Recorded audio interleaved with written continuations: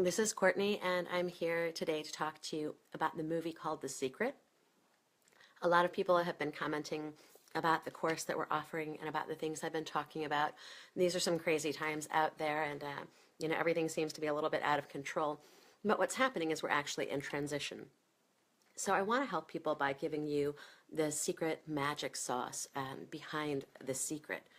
If you've seen that movie, you might have been excited like me. Like, I was so excited that I thought that something magical was possible, right? If I could only just, dream it up and do the right things, that I could manifest something really beautiful.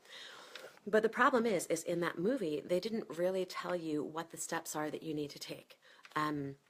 So what I've done is I've put together this PDF.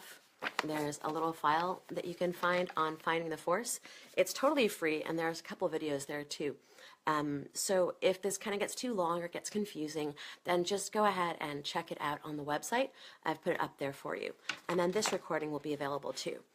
But what I want to talk to you about is I want to kind of testify a little bit that I've seen incredibly magical things happen. I've seen that people still have ancient wisdom, and I've seen that it is possible to be more than what we are right now. And there's kind of a secret formula to it. There are a lot of different things that you can do pretty much right now to start changing your mind so that you can manifest what you really, really want. A lot of us have read these books like The Four Agreements, The Celestine Prophecy, Harry Potter, The Hunger Games. A lot of these movies are trying to tell us something, and that's kind of why we resonate with them, is because they're telling us something that we already know. There's kind of a seed of truth in all of these books and all of these movies, and I've kind of picked out what the core seed of truth is. And I think what it comes down to is that miraculous things are possible, and that right now we really need to be praying for a miracle. Our world is in a really strange way right now. We've got strange government, we've got strange war, we've got strange environment. There's a lot of strange stuff. And I'm not here to be about fear, because that's not a good idea, but it is good to draw it to people's attention that we need to learn how to work together and kind of pray for a miracle. So a lot of what this has to do with is people asking the right questions and knowing the right steps to take. So, for example, magical things tend to be possible when we're in a good way with our heart and with the universe and with creation and with each other. So good systems, good spiritual systems, tend to emphasize ways that you can be in harmony and ways that you can work together. So that's thing number one. You have to kind of be in a good way to start off with and know what your real dream is. People think that money or that material stuff is what they really want, but I think that's just what we've been taught. I mean, we know that money and material things will make us happy, it will make life more comfortable, but it often misses the mark in terms of creating a deeper, more profound happiness. So, there has to be a balance. There has to be a balance between having security and safety and peace and all of that in the home, but also having spiritual philosophy and spiritual goals that go beyond like the basics of, I want a new car and such. It's easy to get caught up in that, so I'm not really complaining or criticizing. At any rate, that's the first thing. There's a lot of scientific research that tells us things that we didn't know 20 years ago or even 10 years ago. I had to look really hard, and I had to travel all over the world and live a very spiritual life, do a lot of research and study, and really sacrifice a lot in order to kind of put this information together. So it comes from a background in yoga and Hindu philosophy. It goes into some kung fu and that type of philosophy.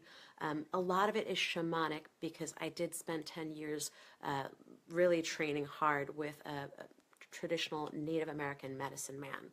I didn't get my certification in Costa Rica, over the weekend somewhere. There's no price that can be put on the knowledge that was rendered. One of the things that's a distinguishing characteristic of true esoteric knowledge or true good tradition is that it's usually passed from the lips of the master to the ears of the student. There's initiation rites, and there are special things that we do, ceremonies, prayer, different plant medicine, using plant extracts and all kinds of things. And also making relations with things is another important thing that my teacher shared with me. And it's difficult to catch how to do it until someone has shown you and you've experienced it. So a lot of these things are experiential, but I will try to walk you through the basic steps. And then as we're doing coaching with clients in smaller groups, then I'll be able to really dig deep into it and give people steps that they can take. So a lot of these things have been hidden. And when you look out there at the world the way it is right now, where like a small percentage of the population is controlling so much of the wealth and also really damaging the planet, then you can see that the system's kind of rigged against us, right? We didn't get into this strange position we're in right now for nothing. The system is kind of rigged to make us not think and to make us not be able to have the opportunity to be in a state of peace or in a state of bliss or unity consciousness that allows us to really connect to our power. Because our power isn't like in having money or having stuff, it's actually in the heart. And I know, people would laugh at me when I used to say this, but now I have science behind me. There's scientific evidence that when our heart is in a good way and when that field expands, they can now measure it. So your electromagnetic field is normally quite small because a lot of people are up in their heads. They're thinking, they have mental chatter. They also have emotional obstacles and trauma from the past that don't allow them to really be at their best. That's a lot of what we work on, is unblocking people with different medicines and ceremonies and making them aware of the unseen world. We're always saying Hu and Man. So Hu is spirit and Man is your physical body. And we train people to work with both of those. It's not either or, it's this and also. So it has to be body, mind, spirit all together. All right. Some of these things that I learned help us to remove blockages. One of the parts of the secret magic sauce to the secret is understanding that whether or not you're aware of it, you may have blockages. The system out there is kind of rigged to keep us in a fear state, in an either or like a dog eat dog. But that's not how we actually evolved in nature. If you look at people who are well in their tribal sense or groups that work well together, there's this distinguishing characteristic of love and kindness and people working for the good of the whole and having harmony. So when that happens, then your electromagnetic field, which is measurable, it gets bigger, okay? And it looks like the Da Vinci where, it's big like this to the tips of your fingers. And it's a stronger field. And with field dynamics, what happens is where two fields overlap or they conjoin, there's this kind of vesica Pisces. You might be familiar with that from sacred geometry, from the flower of life. When you overlap two circles, there's that little eye of God in the center, which is where our fields overlap. So whatever field is stronger or has more coherence is going to be the dominant one. And we can get into the amplitude and sine waves and stuff like that, but we really don't have to. Whatever bubble is bigger and more coherent is stronger. The heart is what produces that type of field. It's not the brain that produces that. The brain actually shuts that down. What happens is we have all these stories and all these limiting beliefs, and we're having mental chatter as we're trying to go through our day. So have you ever gone to do something and you're just ready to do it and you're really determined, like, oh, I'm going to quit eating ice cream or I'm going to go for a jog or something, and there's an obstacle, right? And there's like a blockage and it kind of pulls you back. Well, that stuff is programmed into our bodies, it's programmed into our beliefs, and a lot of these things are cultural limitations that are put on us. They're just stories that were made up for whatever reason that have been passed down. It doesn't really have to be that way. And just because somebody made it up doesn't mean it has any intrinsic value. So we can always change our minds. We can change our beliefs. We can change everything very quickly if we know what to do. So we're training people to develop their mind power, all right? There's a really good story from Pueblo elder, where she's talking about the Pueblo, this Native American concept of spirit and body, okay? It's difficult because you can't see spirit. The Hu part of you, it can't be seen with the eyes. But it does exist because, like cell phone towers transmit energy, they transmit information invisibly. Well, we also have a soul or a higher source that transmits information if we can open the channel. So what we're doing is we're kind of wanting to teach you how you should turn on your cell phone, your body, so that it can receive information and you can communicate with lots of other things that you might not be aware of consciously right now. So what happens is you turn on that cell phone, you're going to download this new operating system, which is like a new way of seeing things that's a lot less limiting and a lot more empowering. Because we want that heart chakra to stay really nice and big and expanded so that you can share the joy of the universe with the people around you and with the world, because we really need it right now. So one of the things is teaching you how to pray. One of the things that we do with our mind is we put out intentions to the cosmos and to whatever you make relations with. See, I don't have any problem with people praying to Jesus, Allah, whatever they pray to. And there's a whole pantheon of different gods and goddesses from around the world. And I think whatever appeals to you is what you should actually pray to and make relations with. But I do believe that there is a connecting force, and that's why we're calling it Finding the Force, that kind of binds us all. The chi, the prana, the original source energy, that's all pervasive, and it is omniscient, and it does want to help. It wants to conspire for your success, but you have to define for source or for whatever you're praying to what that success is. And you have to hold that feeling in your heart.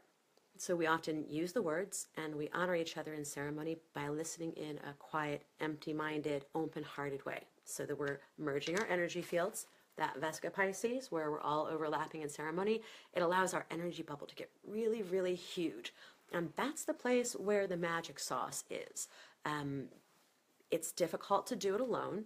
It's much easier when you have a group of people where people are aligned, they're trained, they have a common cosmology, they have common stories and assumptions and beliefs that bind them together, right, to make kind of this big bubble tapestry, which is ceremony.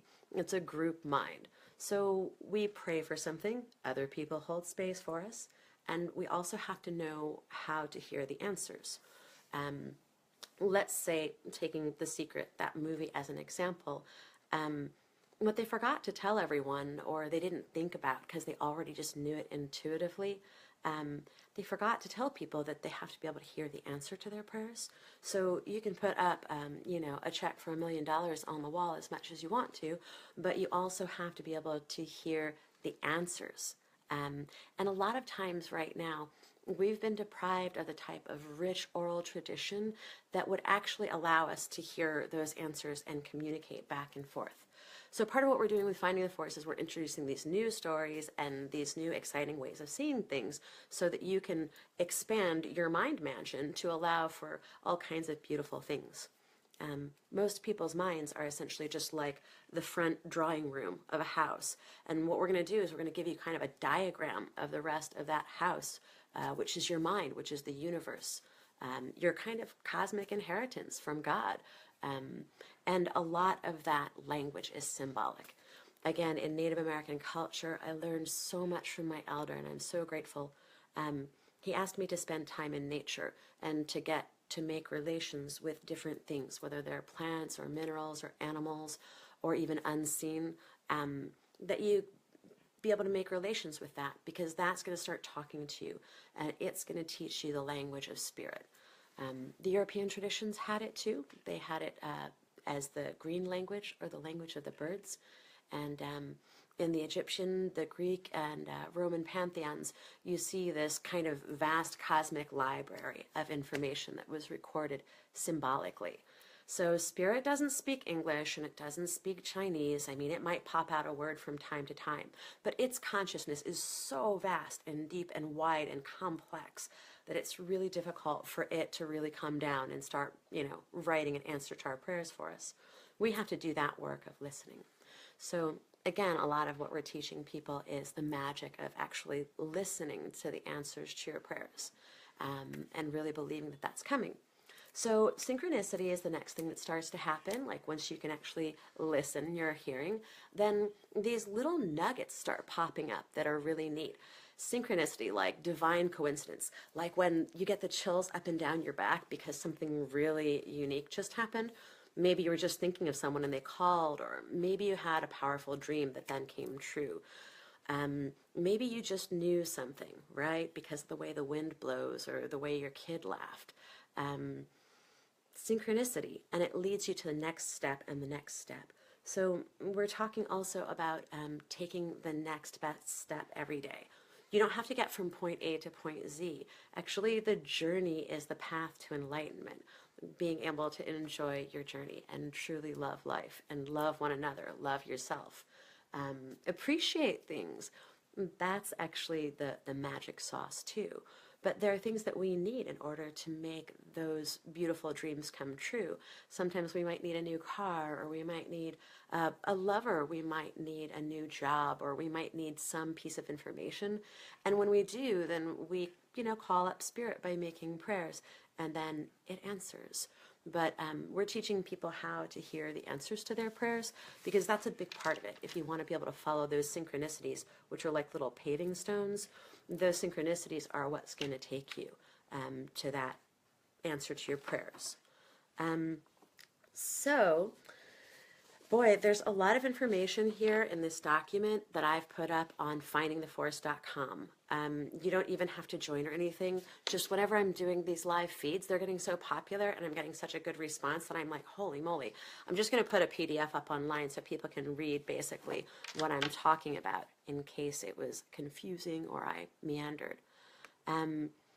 So I want to talk a little bit, and I know that it's getting long, but I want to talk a little bit about electromagnetic fields, because it's a really important part of how we manifest things.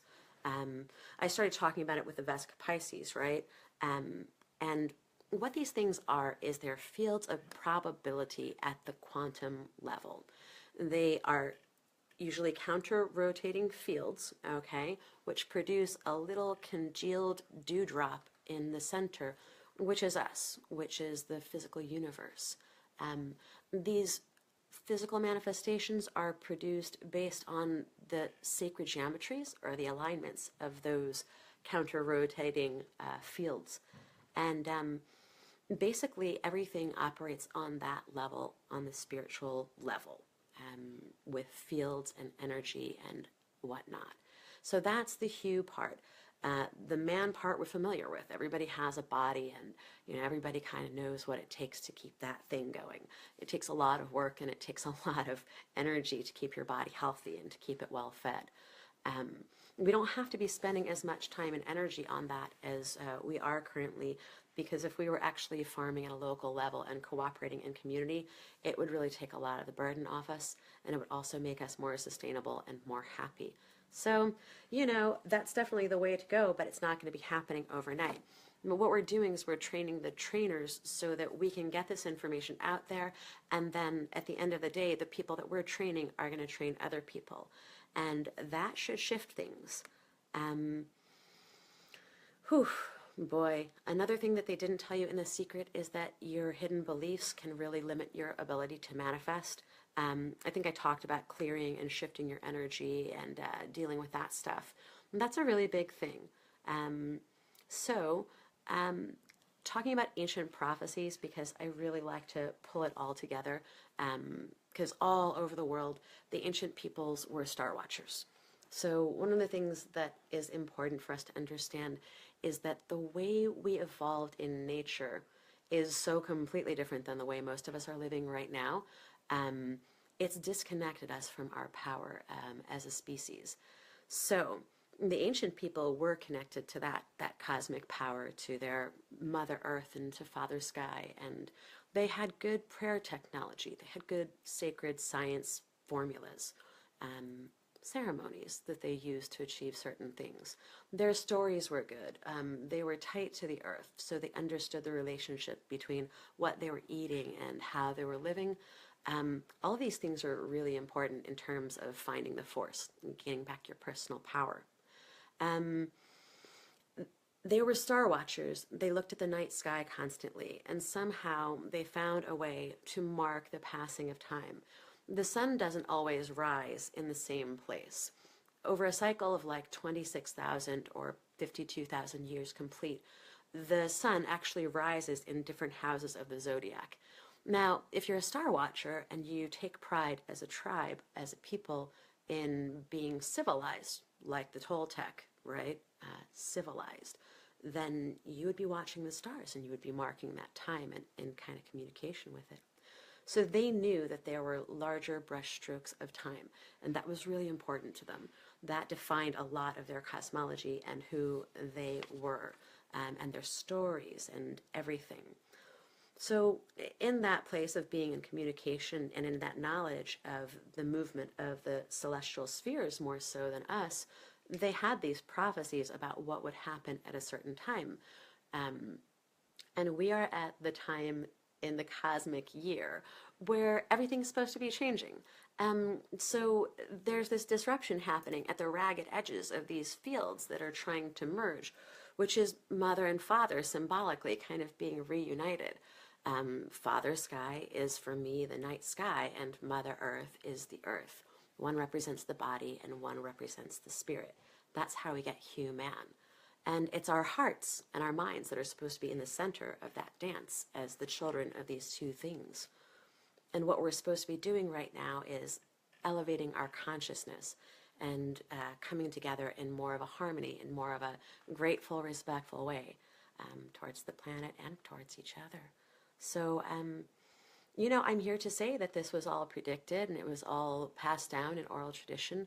A lot of people carry that prophecy, and we still have the choice. If we can get 100 of us monkeys together, if we can get enough momentum going in our human consciousness and hold an elevated place, then we should be able to affect all of the other humans on the planet without them having to do the quote-unquote work.